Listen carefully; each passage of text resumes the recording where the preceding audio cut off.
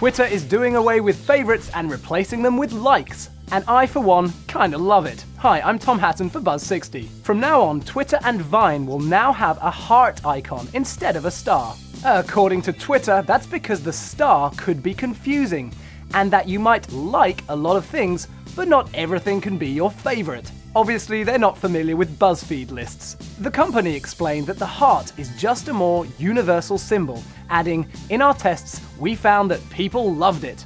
A Twitter video announcing the change suggests that the like button can mean "Congrats," "LOL," "Adorbs," and "Stay strong," among other things. How about this is my favorite thing on Twitter right now?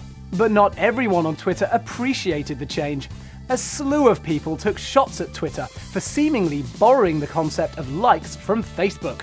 One person called the switch a vain attempt to draw new users, and this guy wrote, "What is this?